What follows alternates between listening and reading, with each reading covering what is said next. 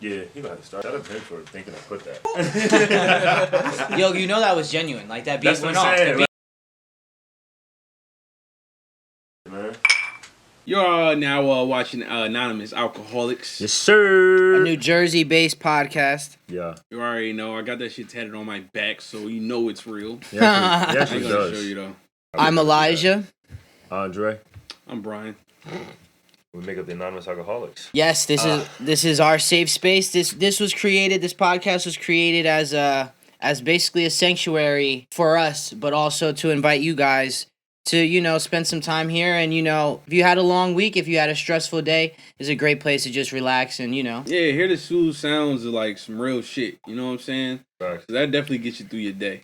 Facts. We just feel like not that we have such a different voice, but our voice is different. Nobody else walks in our shoes. You know what I'm saying? Nobody else walks in your shoes. We all got our own perspective, and anything we say, we don't mean to offend nobody. This is all genuine shit. It's all jokes. You just three niggas kicking it, man. 3 high school friends enjoying some liquor, kicking the shit. The Fellowship of Alcoholics Anonymous. The Fellowship of Alcoholics Anonymous. So we so lucky and blessed to have met my friend here. When did we meet? Like 2008, maybe something like that. Yeah. Nah, like 7. To me, 2007. Grade when y'all would pull up. And us linking together, it reminded us of really a golden era in music, and really just something that we don't see anymore is kind of a dead art, but the art of mixtapes. And we just kind of wanted to take a second to acknowledge some of the greatest rap music that we were able to digest coming up and growing up in that really golden era of mixtapes. Yo, so what's niggas top 5 if we talking about golden era, the shit that we came up on? I need a personal top 5 from everybody. Plan was to drink it to the pain over, but what's worse? Yeah, go ahead. You started that shit off, man. I'm gonna go with So Far Gone. Okay. Need that in there. Okay. No Ceilings. That's like that's an everybody. immediate, Yeah, word. I think that might be an argument man. for the best mixtape ever. Friday Night Lights, J. Cole. 56 Nights, Future. Need that up there. Okay, y'all forgot about Future. What an era! I told you I had him. It's just not. I had him. Nah, man. 56 Nights and the last one. This is tough, but I think I'm gonna give it to Slime Season, Young Thug, the first one. I thought about putting Barter 6 in there, but I looked at Slime Season. That John, what? Like, yo, what tape had Thief in the Night in? That's one of the Slime seasons. That's Slime Season 2. Two is my favorite. Yo, pull up on the kid. Two is my crazy. Definite. My man on that record was dope too. Duke? No, he had that Drake feature too. Remember, he had the light skinned country guy. Damn, I cannot think of this guy's name. He's featured on Thief in the Night. Do anything with some... Yeah. On the Drake, I want to make the sound of how the beat sounds, but I don't want to. Nah, you gotta get to it. It's like, wow, wow, wow. That's not gonna help. That's not gonna help anybody. Yeah, that's not gonna help. This nigga listening to Elmo. The fuck was that? Yo. What song is that? What the fuck?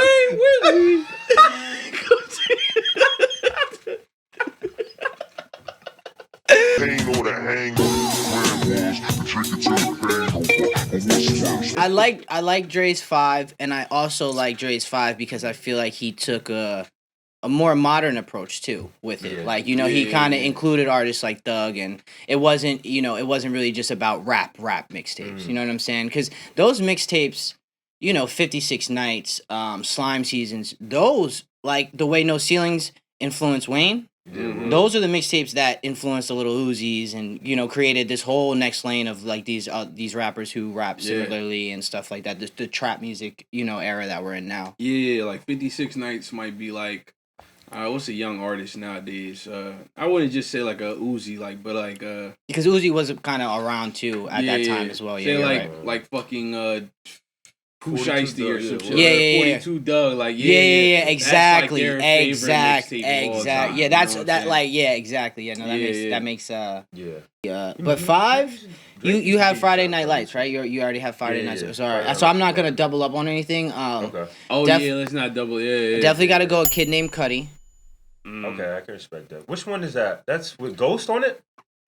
Nah, Ghost is Cleveland is the reason. Down and Out. The prayer. The prayer was crazy. Man on the Moon is crazy. Is that what soundtrack? Day and Night was on there. Oh, Day and Night. Day and Night was on there. Yeah. Day and Night was on there. That was like the and Ghost was like his third album. It was very influential for me, that tape. Like that tape really like, because I became a huge fan of Kid Cudi after that, but I just remember that being very much a part of like my personality. Okay. Like that album really like became a part of who I was in a way. Yeah, you know, because Cudi was so different, and he was very much one of those big up who you are, be yourself, kind of artists. To the point to himself for sure. Yeah, he wasn't cool because he was trying or because he was doing cool things. He was cool because he was himself. Yeah, and that album, that mixtape was really, because I was like 14 or something, 15 at the time that came out, so it definitely influenced who I ended up becoming. Yeah, so far gone was for me.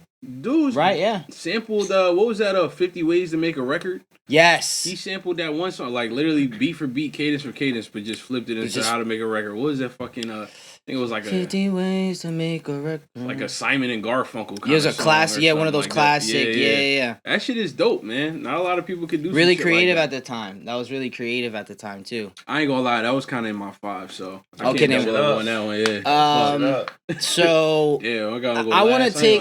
That's why I went first. Because I have to force this into a 5. I kind of want to just make 2 and 1. So, Cushion Orange Juice is my favorite mixtape. I think from Wiz, right next to Taylor Alderdice. But I want to keep it classic. I got to pick something, right? But I also got to honorably mention How Fly with Wiz and Currency, because that Wiz and Currency duo, when we were coming up in high school, I mean, they were destroying it. And that smoker wave, they really were. Because weed smoking was always cool, but like for our new generation, those guys ushered in marijuana being like... Yeah, they were like this... Like Wiz was a Snoop of our generation, exactly, yeah. So definitely those.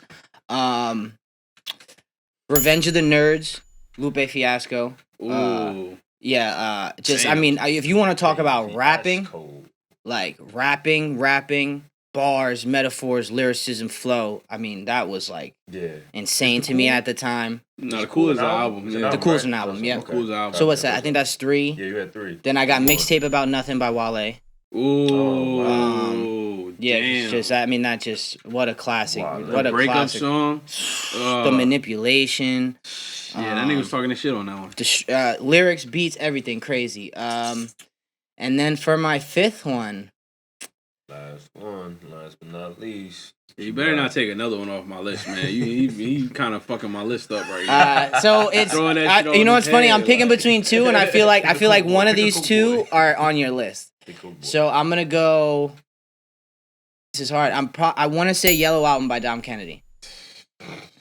I'm about to leave. I'm gonna go. I'm gonna head out. and then just because this is really hard, so I'm gonna cheat. But just honorable mentions real quick. I got Overly Dedicated, Kendrick Lamar, and Barter 6 by Young Thug. But I picked 5, even though I gave y'all like 9. Nah, the Yellow Album was a fucking oof. That shit cracked Earth once it hit. And also like I gotta give him credit for having a mixtape and calling it an album in the title. The Yellow Album. That's fire. Like I don't know, like that's just tough. A fire. Like it's really not a real miss on that for real. There's not one track. Penis. Oh my God. Ross. PG Click. A fat nigga. Can't do a lap on a track. Fast Money. Yeah. I've never listened to this shit before. The Yellow Album is crazy. 125. I live my life by 125. And the record with Too Short. Oh, the record with, oh my God. They're geeking out right now. It's a Dom Kennedy. Where Cudi always influenced me to be myself. Dom Kennedy always made me feel like myself wasn't good enough. Like he was just so cool. Yeah, yo. Like effortless. what? It's Effortless, dope. cool. Like that. Because like he when, was talking when Julius like, Irvin do a layup, and it's just like it's just smooth as hell. Don't even look like he trying. Like, yeah, that whole album, he was really. It just felt like he was talking to you. Yep. You know what I'm saying? Yep. Just laying it out all there. You know what I'm saying? Fucking peace and happiness. Peace and happiness is shit. That was crazy. in the time too. Remember when niggas was album is a classic. Niggas would repeat their bars to end the verse. Like, remember that was a big thing for a little bit. Like, you'd be like, took her to the streets, now she in the streets. I took her to the streets, now she in the streets. Like, that was like really big at that time. Like, you used to end your verse just saying that last line again. Like, I noticed that a lot on the Yellow album. Listening back to it, he was doing that a lot of like, that ass. Like, umph on that shit. The Fellowship of Alcoholics Anonymous. The Fellowship of Alcoholics Anonymous. That's on you. You used to throw a lot of haymakers at my list, bruh. But I'm gonna have to go with no particular order. Yeah, word. Lords Never Worry, ASAP Mob. That's the.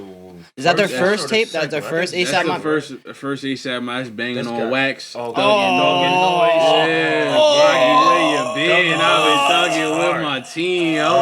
That shit got me through a whole year of high school, bro. That shit is Bath Salt. And you had so much. Yeah. You had Flatbush Zombies on it. You had like Schoolboy Q was coming. They had so many. Gunplay. They had fucking Fat Boy Trell. It was really like it was an ASAP Mob tape, but it was really just a talent showcase of all the dope rappers at the time. In a way, you know what I mean? Yeah. Nah, for real. Great. That was a phenomenal one. Yo, man, Lords Never Worry. That's a good one. That's top notch one. Damn, you said overly dedicated, didn't you? Yeah, I did. That's honorable mention. I'm taking it back. Yeah, you can take because I didn't really. I just said it. That's my shit. Yeah. I just said it, so I didn't really divulge into it. I just said it. I'm gonna honorably mention it now. You know what I'm saying? But overly dedicated. That shit. That put me in a different perspective of rap. You know what I'm saying? Like it really definitely put conscious rap back on the map. Even though he wasn't really trying to be a conscious rapper, the things that he was saying on that album was just so profound. Right, yeah. You know? It was just so profound. And the way he was putting it together. Yeah. And his flow and his lyricism and his wordplay was just... Yeah, it was fucking out of here, man. I can't just pick one, so I'm gonna have to say the whole Coke Boy series. Without a doubt. Right. You gotta pick one. Nah, B. I could have picked the Soul Tape series then. Nah. We should have just had a top 5 series, for real. Hey, man. We can do that next. Keep it real. Coke Boys, picking either Coke Boys 2 or Coke Boys 3 over Coke Boys 1. Nah, I can't do it. I can't do it. You actually made it a top 5. Like, you made it top. We was gonna do 10. You went to 5. Now you gotta pick 5. I had to say Soul Tape 1. Okay, Soul Tape 1 was crazy. To get that 4. Soul Tape was crazy. Warm-ups right there for me then. I like warm-up. No doubt about it. Right there for me. No doubt about it. I like the warm-up. I played that shit a lot. Yeah, that nigga was talking, yo. When he raps on the Roy Ayers, Everybody Loves the Sunshine. I don't know if y'all remember that. Come on. He's like, the music's in my blood. Watch these niggas turn mosquito. Yeah. He's biting them, you know? He was biting. Thanks for that. I wouldn't pick that up if you never said that. Like, you did the math for me. So essentially what J. Cole was trying to say is that the music's in his blood. Mosquitoes, they sucked his blood. Yeah. Zika virus. Yes. It was around that time, too. These niggas out here catching malaria. Yeah. Come on, man. My bar's so sick. Out of my blood, that's malaria.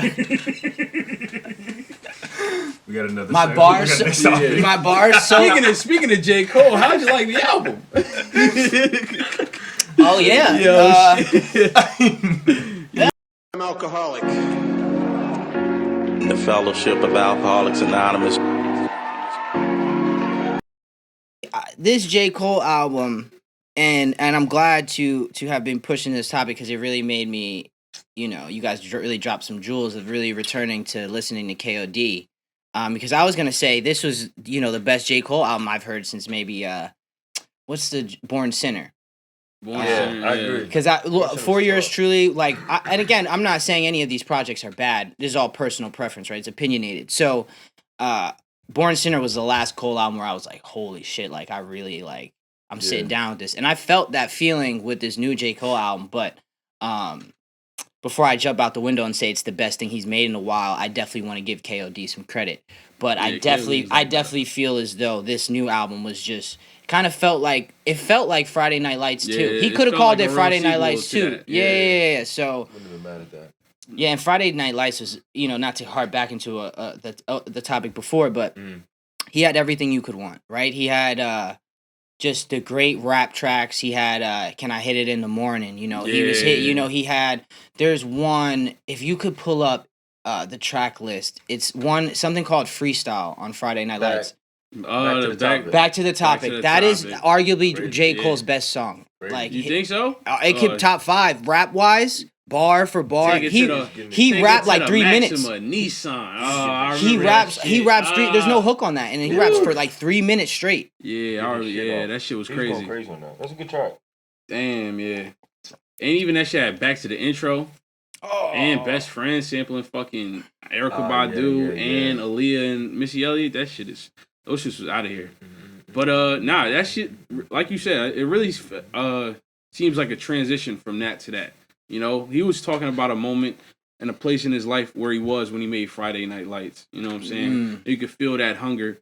You could feel the determination of him wanting to be. He's the nigga in the spotlight now. Yes. You know what I'm saying? Yeah. He's under the lights now. He's got to perform. Right. This is his moment. Yeah. This is me showing you guys I'm the best. Those lights come on and I'm about to drop 45 points. And this album felt like that, and it kind of felt like. Whereas KOD, and once you're able to kind of explain the theme of KOD, it kind of helped me break it down better because my biggest turnoff from KOD was his flow choices. I'm not a big fan of J. Cole rapping too much in the modern flow. I just don't want that from J. Cole personally. But understanding how it was coming from a satirical way, and he's dropping gems inside of that flow, it's like, okay, now I kind of see it from a different perspective. But this album felt like he gave us a couple tracks like that, but then he's given us like Punch in the Clock. He's given us Closer. These records really felt like, oh wow, this is a J. Cole beat he would have hopped on in 2012. This is a J. Cole record he would have did in 2013. Like, damn, like I didn't even know Cole. This was what it was for me. I didn't even know Cole could do that anymore. And this album really made me go like, oh shit, Cole, cause he's still good, cause that's hard. A lot of motherfuckers can't. What the features was like priming him up for, you know what I'm saying? Cause he was knocking every feature out of the park. Oh, okay. The A Lot feature, Moneybagg Yo feature. The A Lot feature. You could tell he was just out here sharpening his pen, even if it was against rappers that wasn't to his caliber. He was just sharpening his pen. He was just let me get this out. Let me get this out. Let me get this out. Just really getting better and better. So I knew he was gonna be wilding. But this album, he just really got into his bag and started talking his shit. Like last album, KOD, I loved it, but I loved it for the concept that it was, Right. The message. It was satirical. It was also just a commentary of, he was pretty much holding up a mirror to everybody else and teaching like the modern rap game. You know what I'm saying? This is how y'all really this is how y'all sound, but this is what y'all really like in y'all brain. This is what y'all are thinking. This is the impact that y'all are having. To society, to the people listening to your stuff, and this one, he was just straight talking this shit. I'm here. Yeah, word. I'm the best. Y'all niggas ain't doing the shit that I'm doing. I'm next level. Y'all just not fucking. It definitely makes me eager to hear the next album. Like, I really want to see what he's gonna, because people gonna digest this shit, and hopefully it sparks rappers. We're not really hearing nobody really bar spitting like that. You know what I mean? Like, he really let it be known that I'm tough, and I'm waiting for one of y'all to mention me. Ain't nobody mentioned his ass yet. Bro. Yeah, nobody. So I don't think nobody's going to. I think we're kind of too. I don't feel like there's much. That competitive masculinity in rap is kind of gone. That's what I'm saying. Like, you remember when Kendrick dropped Control?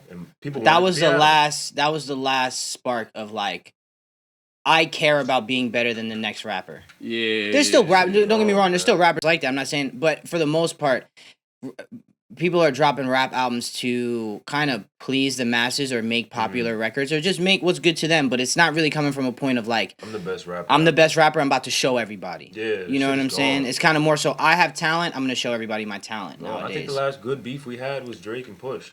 And that was Drake won, by the way. 3 years ago? Yeah, I agree. I think he won. Uh-oh. What? We got to debate. Okay, all right. So also before let's hold that because I want to ask. What do y'all feel about the Cole album in total though? Let's get it. What ranking? That's a sober. That's a sober. I might. You can do that sober. I might. We can all do that shit sober. I could do. I might need a shot. You might need a shot. A shot to get you in the mood. That's over. Yeah, I think that's a wake up. So y'all don't know a ranking system. You're either gonna take it from no shots or 5 shots. If you need 5 shots for an album, it means that the album is not good. I need to be drunk. Belligerent. I need to be belligerent to get that shit out of here. Yeah. If I'm sober, like I'm listening to it, you know, it's fire. I don't need any kind of outside influence to help me digest the sound or the topics or anything like that. I'm just, you know. Yeah, dead ass. The music is making me high. You know what I'm saying? Yeah, I gotta for this Cole album. I gotta go sober. I'm gonna take a shot. A shot will really had me good with the album. 1 shot sober. Yeah, 1 shot. Yeah, sober. Straight sober. Fire. 1 shot. But yeah, what? I just wanted to. Go out though. I don't want to sink myself. It's not like I'm fucking old. You know what I mean? Like I'm not against going out. I just don't be going out as much as I used to. I used to be out all the fucking time, bro. Yeah, it was like a weekend couldn't go by. Nah, word. Remember, I used to be at Kane, just body. Just trying to. Yeah, I don't know how niggas used to live like that. Yeah, shit. no, it's not. Every day getting drunk. Body. And be ready the next day too. No, yo, about to get another bottle. That shit definitely has. It's just not. I see it now. Like why? You know, like why am I even gonna do this? Whereas before, I didn't. I got bills and shit, nigga. Yeah, word. I think it's like what you said earlier. You gotta go through that. You know what I mean? You gotta go through that to grow through it. You know, it's good too. I think. Yeah, and a lot of motherfuckers don't have that realization and be making them same mistakes through their 30s. Yeah, you know. So it's really good for us to, you know, be halfway through our 20s and be able to have these realizations. You know what I'm saying? So, yeah, man. I just don't know how your body handles it through that though. You know what I'm saying? Like, how can you be 32 still living that life physically? Yeah, no, I feel like, everybody that age always tells you hangovers hit different. Like they hit different. Like if it's starting to hit us now, imagine 35. Like that's how I knew I had to slow up, bro. Cause sometimes, like if I get have a heavy night drinking, man, my fucking lower back will hurt. That shouldn't be happening. You know what I mean? Like I'm doing something wrong for my body to be hurting. My body will. I'm talking about like flu pain type of back. Well, now usually when usually the nights where your lower back would hurt, would those be nights that you blacked out? Sometimes and sometimes not. Okay. Like I'll still be functioning. I just drank a lot. You know what I mean? You remember how you got to the bed though? Yeah. Do you remember? Yeah. Do you remember what you did right before you? As he said that, I'm like, I think this is where he's trying to go, but he's not going there. When he said the blackout, I kept going. Because maybe I was home snuggling on my girl. Maybe right before you got in bed, you slipping. You fell down onto a dick. I was actually. Nah. That didn't happen. No bet, man. Don't play with me. Whoa. Hey, Jesus. It's like, every time I get drunk, man, I just wake up, I got this really bad pain in the back of my throat. You know, I just wake up and just like, I got this pain in the back of my throat and like, my asshole just be hurting. Every time I drink, I black out. My ass just be hurting. Maybe somebody else in the world. There's always mad lube package. Wait, y'all don't get too drunk and wake up to use condoms? And your ass hurting? Oh shit, what y'all drink? I drink tequila. Maybe you should start drinking Jack. Oh, you know what that is? That's that honey Jack. That's that honey Jack. Oh, okay, yeah. Oh shit, yo.